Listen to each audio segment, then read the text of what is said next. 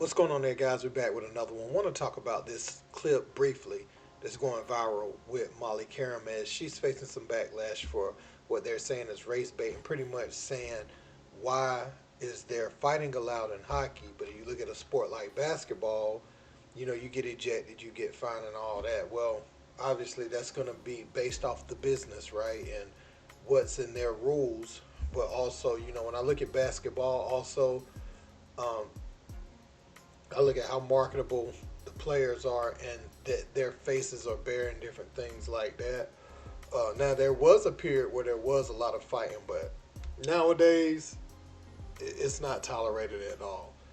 We're about to check out what she said that's getting her all this backlash. Let's peek. It's just interesting to me that certain sports you're allowed to fight and other sports That's could fair. never happen. And they, by the way, Optics! in international competition over the last 50 years, they've had a total of 5 fights. USA and Canada, they had 3 and 9 seconds on Saturday night. That drove me crazy. All right, number 2. Just a little hypocrisy. All right, number 2. This is a big...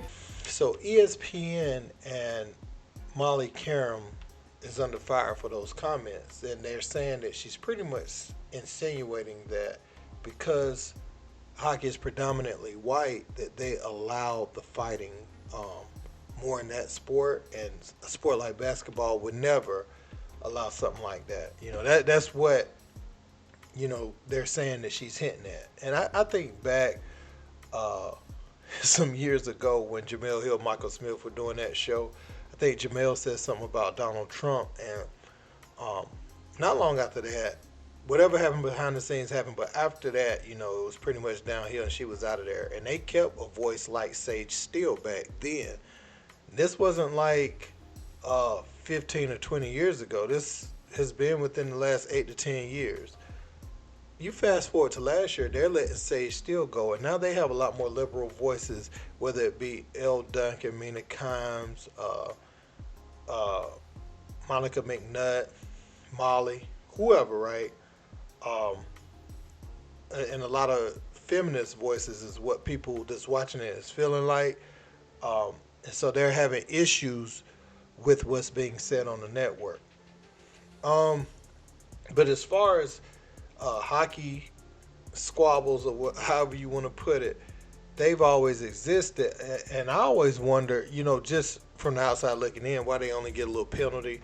I think back in the day they used to go in the penalty for in the penalty box for 2 minutes, but they were able to keep playing. You look at a sport like basketball where people lose, you could lose $1 million, in a fight in the NBA, but that's going to be based off of the rules of your game, right? I don't know if I can necessarily just pinpoint racism as the only thing. I know Jason Whitlock said if the players ask Adam Silver for fighting, they would get fighting because he does whatever they want. And I don't agree with Whitlock on a lot, but I thought that was funny. I'm going to say this. The players' bare face, right, can be seen up close and personal.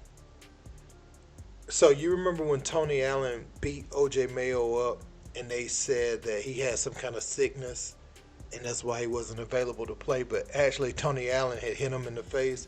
If you're running up and down the court and your face is visible, it's one thing to see like a black eye under a mask in those games, in those other games, even like a football or whatever, but it's another thing for you to be bare face and they can see everything, and you know what I'm saying, you just out there running up and down the court with 2 black eyes, the camera pan in on you, and the commentary around it and the social media around it and all that.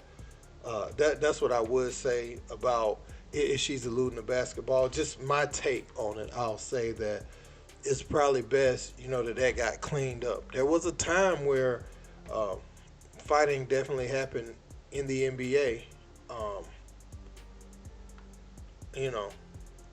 But I think another thing with the NBA game,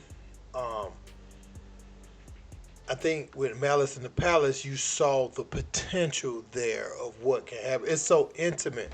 You can talk to them if you're sitting at a certain place in the crowd. fans, throwing a cup onto the field. If somebody throws a cup in a football arena, it's not going to reach the players on the field where they feel like they're disrespected. Now, granted, maybe one could reach the bench when they're sitting down, but the player's not going to run into the NFL stands. But Artest showed the perfect storm of what's possible in the NBA. And the same thing with hockey, right? They're not going to go run in the crowd and set the whole crowd off like that, right? And the danger it just isn't going to be the same. And the access isn't going to be as easy to get there and really get it mixed up. So that's what I would say, man. But Molly Qerim, I don't know. I don't have much to say about her take on that. I know sometimes we get on Molly on here, but this time, do I really feel like what she said was the craziest thing I've ever heard in my life? I wondered that when I was a kid too, but I do know that it's going to be based off the rules of your game, right? So that's all I got to say. Don't forget to like, share, and subscribe. Till next time.